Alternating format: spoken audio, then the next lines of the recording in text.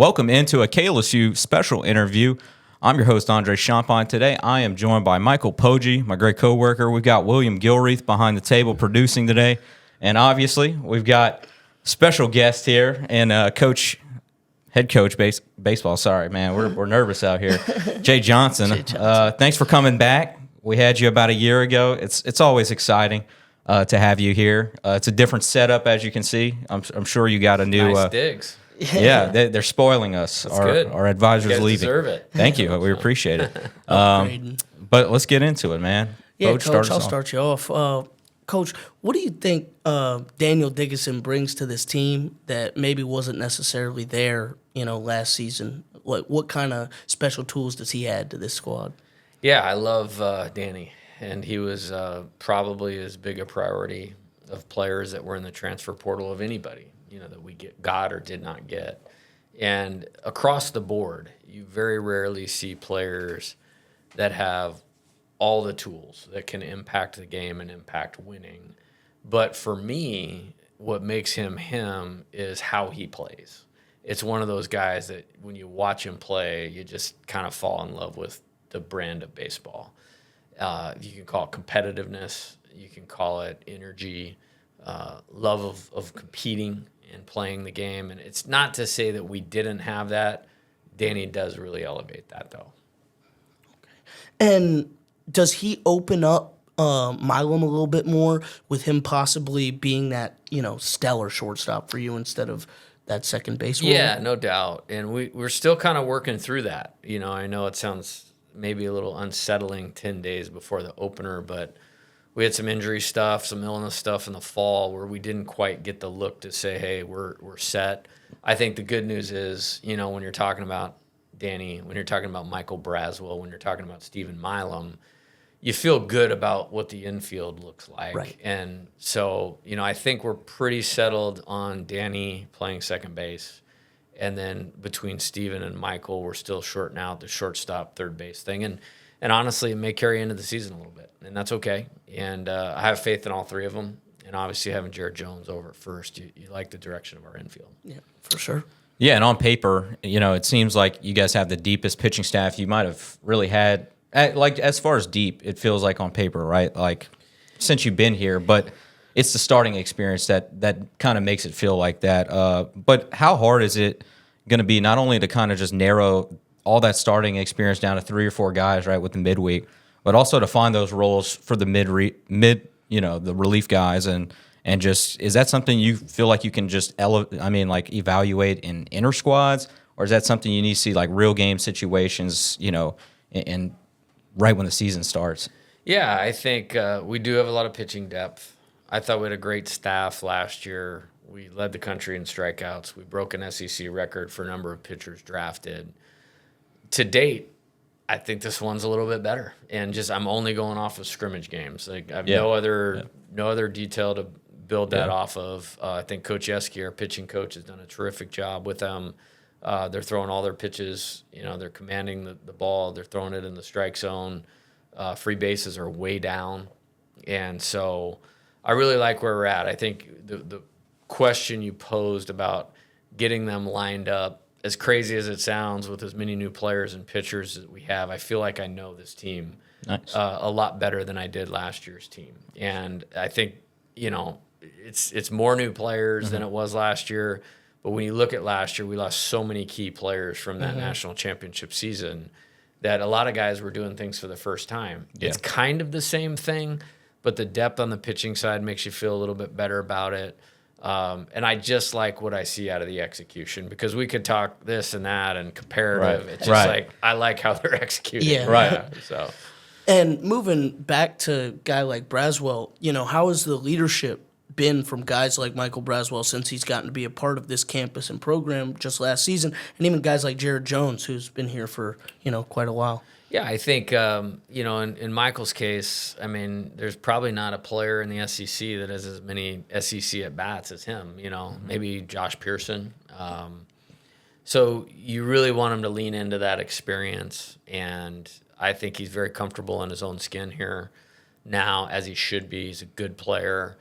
And I trust the leadership, like on the field in the game. I think Michael really helps us, in that regard. He's definitely about winning. And then with Jared, I think he has done an excellent job on the field also. He's constantly talking, throughout the game and games and scrimmages and lifting people up. It's that off the field part, which is always a challenge, where guys usually have to make that decision to step out of their comfort zone and, hold people accountable to the standards of the team when necessary. And you don't really know how that's going until you really hit some real adversity. And so I do think we're in a better spot, than we were last year. I think it's going to be necessary for this team to reach its potential. And I think that's two guys that have played a lot of baseball and want to do well and want our team to do well, that I'm certainly looking to them for that. Yeah, and just the raw talent on this team, like we kind of mentioned it, but you're loaded with it, just especially the young talent, right? Like, this is just me being curious, but like, how do you keep everyone in the clubhouse, happy? And is that ever, something that like is hard to do, as far as just, like if everybody's not playing every game, and just kind of retaining that, throughout? Yeah, good question. I think, every player that comes to a place like LSU, they're the best player where they came from. I mean, there's no question about that. And so they're used to succeeding. Right. They're used to playing. They're used to, quote, unquote, being the guy. Yeah. So I think if coaches make the mistake of just assuming everybody should be a teammate or about the team, you're making a big one. And so I try to communicate as best that I can. And that's probably the most important part of my job, is communication. And so I really try to lean into that. I think one benefit that we have here, if you have the right players, I think they understand what this is about here. Mm-hmm.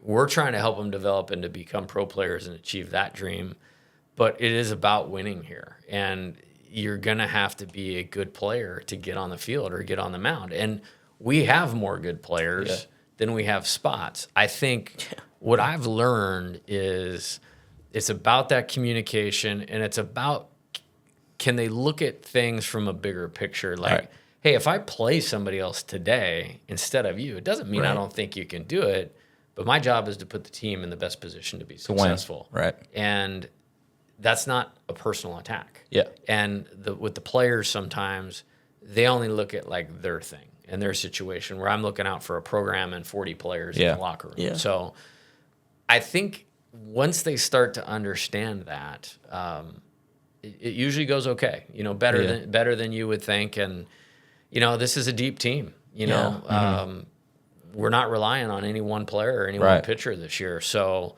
I think you need to get on board, and I think they are right now. And I'm looking for that strong togetherness as a group this year. And awesome. I mean, that's all. It's nice to know that everybody on that team, is going to have a role, top to bottom. Yeah. And we talked about the talent with this group that it has, but what do you think this team has that is going to surprise fans? Just something that isn't really standing out. I'd probably say the volume of pitchers that can make an impact, and we still have some sorting out to do. I thought I was pretty pinned down coming out of the fall, like, hey, these are the 10. Yeah. And there's some guys that have gotten better, but since we finished fall baseball. So I would say that. And then this is by far the most athletic team that we've had since I've been the coach here. And I would say I want to be complete. I wouldn't say it was by design, or I like winning baseball. And I mean, I will play to the strengths of our personnel. We won the national championship here, hit 144 home runs. Nobody wanted to see Cade Beloso, Tommy White, or Hayden Travinci steal bases. That's painful. Saw it a few times. Yeah, Tommy had a few. Yeah, that's right. On the flip side, we played for the national championship at Arizona, and that team led the country in sacrifice bunts. Yep. This is a more dynamic team and can do a few more things offensively, and I still think we'll find our power. So I'm excited to coach that. It's kind of a little bit more back to my roots of coaching, and I view it around what do we need to do to win. It was different at 2014 with Nevada. It was different in 2016 at Nevada. It became different in 2019 at Arizona. It's certainly been different here. So I think you'll like the athleticism of the team, and hopefully that manifests itself in really good defense as well. Yeah. Yeah, and you mentioned the pitching, but this is not on here, but I just wanted to kind of guess, like, you think it's different this year just because yes, he has, returned and he's kind of been able, and just you wouldn't have to go and search, for another guy like you have in the past, right? Like how nice is that to have him already know what's going on and just have that stability? It's great because if you look back, 15, 18, 20 years, whatever the number is, like he's the most successful, accomplished pitching coach in college baseball over that time. And I know what I'm getting as far as the pitch calling, teaching the pitchers to hold the ball, hold runners, pick at the right time, have feel for, when a guy's losing it. And I make all the decisions on who goes in when and where and all those types of things. But to have somebody that I trust so much, that we collaborate so well together, that is he's an excellent baseball mind. He's one of the smartest coaches in the country. Just having that skill set, and then now having a group of players that are used to it. And it was, we had success on the mound last year. I know everybody wanted us to pitch better on Sunday. Nobody more than me. But again, we had an SEC record of pitchers drafted. We led the country in strikeouts. Right. He did a really good job with those guys. He's doing a great job with these guys. Awesome. And so I just wanted to kind of move into the recruiting side, the fun, it's all fun, right? But I know you've been asked so many questions, leading into this season about all these guys, but I'm sure you're aware they call you the Portal King. I'm sure you've seen the edits and stuff. Have you seen any of that? I try to stay off the as best I can. But you've seen them. Occasionally, one of my friends will send something to me. I was like, if you're pulling this stuff wherever you're pulling it from, you got way too much time. But it's kind of funny. It is. And funny. what I will say, the one positive about that, it's another example. Nobody's into this the way our people at LSU are into it, which is awesome. But yeah, just moving into the college baseball landscape, I'm sure it's changed so much, obviously with NIL, but the transfer portal, it's prevalent, right? Look at the roster right now. And I know everyone has to use it, right? It's either you use it or you get left behind. But what's the challenge of balancing, say high school recruiting and something like that and filling needs? Is it just something you evaluate as far as more towards the end of the season, or is that something you're always kind of thinking about? Well, it's a really good question, and I just kind of sum it up like this. What's the best decision for LSU baseball? Yeah. I would prefer to be able to get guys in their freshman year and develop them all the way through. Yeah. The problem is it's not just the transfer portal. It's Major League Baseball shrunk the draft, eliminated spots in the minor leagues. Teams are getting older. And then now you have this transfer portal thing where the best players from other programs are just leaving and coming to the SEC. You cannot ignore it. You will fail if you ignore it. And I think we've done a good job with it. I would much prefer to be where we were the last couple years, where it was we went and got 5 really high-end guys. But we've sent 23 players to professional baseball in the last 2 years. And knowing that you cannot be young, we had to do a little bit more than that this year. Right. And I'm really happy that we did. Awesome. And just kind of staying with recruiting, it's kind of a two-parter, but without giving, away too much of your strategy, what do you look for in a player? Is it, I know you value high-quality bats, but is that something you value over a lot more things? And then what's the skill that you think separates, elite from, good? Great question. I think simplest form, we're trying to make a decision how hard we're going to go after a player. Can I shut my eyes, picture him on the field in Omaha doing something to help us win a game? And then it's okay, yes, I can. And then this could go for anything, pitcher, hitter. Okay, there's talent, and then there's usable skill. Does their talent translate into usable skill? And that usually honestly has to do with the mindset and mental makeup. And that is the hardest thing to judge. I've recruited players sometimes hey man, I think that guy's really got it together here and here. and it's been a challenge or it's been a struggle, or a guy maybe I was like, we'll see. That's like, man, this guy is a rock mentally in the best way possible. Right. And he's showing up for you on game day. So it's just like, it's that vision of, are they a College World Series caliber player? And then do they have the mindset and mental makeup to take their talent and actually turn it into skill that's going to help us win? Awesome. You kind of talked about your journey a little bit before coming to LSU, but since you've been here at LSU, what's kind of the biggest lesson you've learned as a coach here in this situation? Yeah, I love college baseball. I always have, and I feel like I've been pretty aware about like what this was going to be like. If I was to say something that this is a totally positive thing, and it's not really a baseball related thing, but in 3.5 years, the amount of quality friendships I've built coaching here with people from here that love LSU, it's amazing. Whether that's, supporters of our program, donors of our program, fans, people I work with, that's probably been, you think about Southern hospitality, Louisiana, and people, and it's like exceeded all those expectations. Did it kind of surprise you, like initially, just that hospitality that, not, obviously you knew you were coming to a place where you were going to be valued so heavily, but did it just kind of shock you, like in that moment where you were like, yeah, a little bit, and then, everybody, my friends on the West, they always ask me about the passion and this and that. It's like, look, hey, 13,000 people show up. I wouldn't trade that for anything in the world. So you can't have it both ways. There's some criticism that comes along with that. And as long as they keep showing up, supporting the players, I'm good with the other stuff, because it will never affect anything that I do. I'm always just going to divert to what's best for LSU baseball. Yeah, for sure. And this is like kind of taking a 180, not really, but I know you talked about it for a while, but can you just tell us about your relationship with Skip and just how much that means to you, especially just like on a daily basis? Yeah, happy to. Like, I've said this, and this is from a personal standpoint. Like, the best part of coming here in this job is the relationship, the friendship, the mentorship that I have now with Coach Bertman. And, some of the best times that I have are literally just sitting at his kitchen table, for an hour and That's awesome. talking about it. And,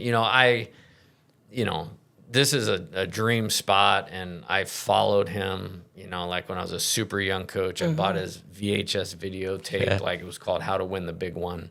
And so I know a lot of the motivational tactics and stories, and it's just so fun to have a little bit of background and then sit there and talk about those things. And then there's this other perspective of like, he's been through all of it. And, maybe it was 20 plus years ago, just the wisdom of how to maybe think about, manage situations, not in the game, just in general, differently or more effectively. And I always joke in his big voice, the first time I met him, he's like, hey, I'm never going to tell you what to do, but you need to do these 3 things. And he was right. We did all 3 of those things. And this was more from a bigger picture. Yeah, it's like program management and stuff like that. And it's really helped me, get the foundation here that we have. That's awesome. Is it you next? No, it's you. Or no, okay, yeah. I know this, and kind of shifting. I mean, I know you haven't thought this far ahead, but I mean, what Paul Maneri takes a job at South Carolina, like what goes through your mind that you're like, whoa, I'm about, to coach against the guy, Yeah, it's funny. It's weird. I get asked about that a lot. And like, for me, all I know of Coach Maneri is it's been very nice and awesome to me since I showed up here. Right. And like, that's what I know Coach Maneri as. We never played against LSU prior to me coming to LSU. So I actually don't have any idea. Methodist. So, for me, it's like you play these 30 SEC games and you play in Hoover, and then you're probably playing an SEC team in a super regional. You're probably playing an SEC team in Omaha. We played 4 games or 5 games against SEC teams in Omaha. So it's like, I don't have time to worry about any one team. Like, what I mean? No, for sure. It's just like, it's like I'm happy that Coach Maneri is doing what he wants to be doing. And for his career, he's certainly earned the right to do that. I think it's definitely going to be like just an emotional weekend for just Tiger baseball fans, just in general, Yeah. but for everyone maybe within the program that's worked in it. But it's going to be one of those cooler moments in sports that you see. 100%. For sure. But Yeah. Will's got a question. He wrote one for us, but he said, who would be on your baseball Mount Rushmore? Like, I know Pete Rose is on there, right? That's right. Are we talking Major League Baseball? yeah, baseball, Okay. everything. It could be all time It if could you be want. all Like, I know time, it that could be- doesn't help. it It could probably be- makes it harder. Wow. But It could be All right, whatever you so want. we'll go Pete Rose. So I'm going to go a little different direction. with Okay. this. All right. Okay, so I'm going to take a style of player. style of player, I love Okay, it. so Pete Rose. Okay, and on defense, I'm going to go with Ozzie Smith. I love it. You- I love it. You mentioned Ozzy Yeah, a lot. Yeah. I love he was. I mean, he was amazing. I'm going to go like my personal favorite pitcher was Randy Johnson. Okay. Yeah, That's like everyone. big Yeah, I'm unit. telling you. Like, Yeah. it was also Yeah. like the clip of and him. then I'm gonna take 5, just because. I mean, I love Derek Jeter. Yeah. The winning, the position, the total player, the ability to Leadership. hit. Yeah, Yeah. I mean, all of that. And then I'll go with. I love hits, so I'll go with Ty Cobb. That's Okay. an amazing Oh, my- list. I don't think like a lot of people were expecting 2 of those, like the Ozzie Smith and that. That's an amazing list. Yeah, that's well done. And there's, if I have the second mountain, you got to throw Tony Gwynn on Yeah. there. Okay. Barry Bonds Yeah. is Yeah. the best player of our lifetime. Yeah. Right. Pujols, early Cardinals years. Yep. I'm sure there's some pitchers. You can tell I'm an offensive guy. Yeah. Greg Yeah. Maddox. Yeah, That was a You got favorite any pitcher. any catchers? Ooh. I always talk about Mike Piazza, and then that's Okay. when Oh my goodness. I know that's Okay. when I'm What a getting pull. really old when I say, man, that's just like Mike Piazza. And like one of my players will have no idea who Mike Piazza is. That's like their time though. Still, like Mike Piazza is Yeah. kind of. Yeah. But Legend. I love that. Have you ever seen the clip of Randy Johnson killing the bird? Oh yeah, That's like like training, right? Yeah, that's probably Yeah. one of my favorite clips, Yeah. just in baseball. I But mean, you think the randomness of that happening, and it had to be the big unit throwing. it was pretty awesome. That's awesome. But this is another one from Will. If you could coach one player in the MLB currently that you didn't coach before, who would that be and why? Whoa. Okay. That's a really good question. I'm going to go completely off the radar here. Okay. I love Nobody's it. even going to know who this is. I love it. There's a player named Nick York. Okay. For the Pittsburgh Pirates. He was signed with us at Arizona. Okay. And I was like, every time I saw him, like it was like, this guy is the best player on the field. No question about Yeah. it. But he was never in any draft rankings. Hmm. And he ended up getting drafted in the first round. And Oh, wow. they didn't even have anything to like put up on the screen or talk about it. Really? Yeah. Because wow. it was such a surprise. And I just remember, I mean, the makeup, the hitting ability, the toughness, the character, it was all there. Yeah. And this recruiting class that we had at Arizona, it was actually my last one. We had Jacob Berry, Yep. who transferred here, but he was a freshman All-American at Arizona. Daniel Susak, freshman All-American. Both those guys were selected in the first round. Pitcher named T.J. Nichols, and then we had Nick York. And I was like, all right, this is. I had no LSU wasn't even on my radar. I'm like, Yeah, we're like gonna- this is going to be we're the gonna team that dominate the Pac-12 yeah. for 3 years. You know what I mean? Like And, see Oregon State. and so, like, I remember when he got drafted, I mean, like, I was just, like, in silence. Like, I knew it. Like, I knew it. Like, Yeah. Yeah. I knew it. Nobody was talking about it. Nobody heard about it. But I was like, And did you think he expected it maybe, Dang. or like I don't I'm sure know. you told Yeah, him maybe. I don't Like, know. I mean, and he's a good kid and a Yeah. good player. And just like, and he'll be a good player. And he's on the team with Paul. So Yeah, that's awesome. Kind of cool to see. But I remember being like, we get to talk about, you get like a William Schmidt through the draft. Yeah. And people are like, God, how'd you do that? I was like, hey man, I've lost way more of those battles than I've actually won. Yeah. So, Yeah. so like we were due one, because That's you awesome. think about that one. So a little bit off the That's radar. That's a cool. I love that. And I'll follow up with this because we still have some time. But who would you consider one of the most underappreciated players that you've coached? I think Jacob Berry's up there. 100%. And it's a little bit is like, hey, he was at one school for 1 year. Yeah. And then he was at one school for another year. another year. And then it was $6 million. Right. And he's gone. Now, it's funny it's not funny, but like he hit 400 in the SEC here, and he wasn't even a first-team All-SEC player. Like, I don't know how that happens. I don't know if anybody's hit 400 in the SEC over the 3 years that I've been here other than him. And, like, he broke his hand at Alabama, and we were in contention to at least win the SEC West. I don't know about the SEC, but at least win the SEC West. And he broke his hand and somehow got some hits that night. He actually broke his hand. But then he couldn't. It was a late night game? Yeah. And then he couldn't play the next day. We lost. We did chief it out and win the Sunday game. But then we came home and played Ole Miss, but we had to play without him. And we got swept. And we didn't win the SEC West. And that's how they got in the postseason and won the national championship. And won the Natty, And the next weekend, and this is why I love Jacob, is like he's a switch hitter. But we went to Vanderbilt, and he couldn't swing left-handed, but he could swing right-handed. Wow.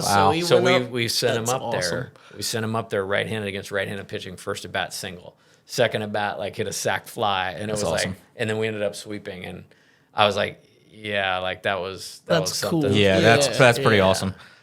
You would say him though? You think? Yeah, I think he would fall into that category. Here at LSU, Riley Cooper.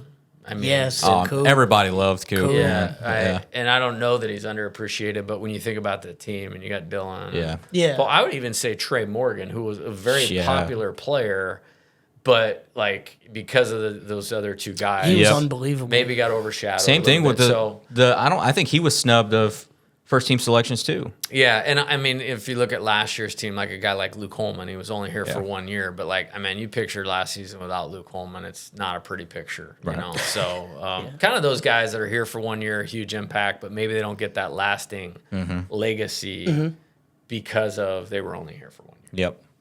And you've kind of talked about recruiting a little bit, but what's your go-to like spot here for recruiting? Like, do you have like a place that maybe you go eat or the secrets? Oh, gotcha. Yeah. You know, I do a lot of Uber Eats to the office just to continue to like I just work. You know, keep those guys fed. Yeah, or my house. You know, but there's good food here. Like there's really good food here. I mean, it's like Phil's Oyster Bar, and it's like I'm not a seafood guy. Really? They like their meatball quesadilla. Like I literally get that for like my meal. Yeah, that's awesome. And I know it's super random, but there you go. One. Yeah, there you go. Now, this is like another kind of just funny one. Yeah, what would your walk-up song be? Oh, it's easy. It's Eye of the Tiger. Okay, that's awesome. It's easy. And whose walk-up song is your favorite this year? Currently, I have not. You know, we're scrimmaging this weekend with video board on, walk-up music. So I actually don't know what the players' songs. I got you. Game Zero. Yeah, Game Zero. Yeah. Weekend Zero. So to nice, speak. Awesome. So yeah, I will say I always joke with the players. Like I can usually tell what type of season we're gonna have if their walk-up songs are good or bad. You know. So, but the problem is now I don't know their music the same way. So. Yeah, that's true. There you go. And then, you can ask. Yeah. Sorry. If you had to swap jobs with one LSU coach for a day, who would it be? Like one coach at LSU. We think we know who. We have a guess. We have a guess. I mean, Coach Kelly. Like, I love football. Like, that's in my DNA. My dad was a great high school football coach. He was my high school football coach.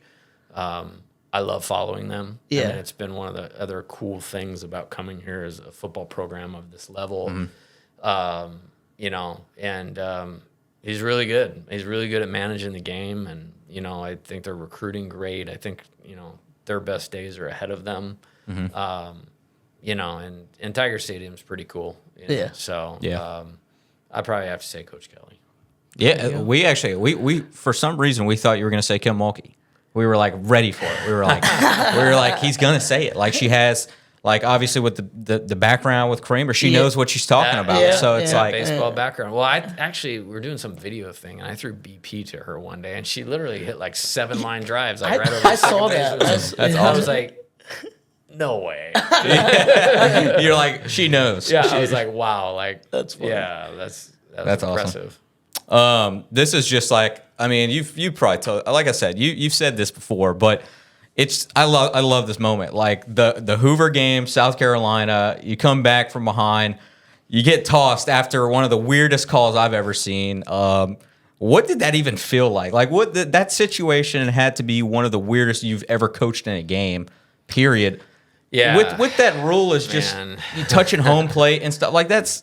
Yeah. So first off, we were down 8-0. Yeah, that I don't was. know if anybody remembers that. And then now we get it back tied, and in the 9th inning, I believe. Yeah, it was the 9th inning.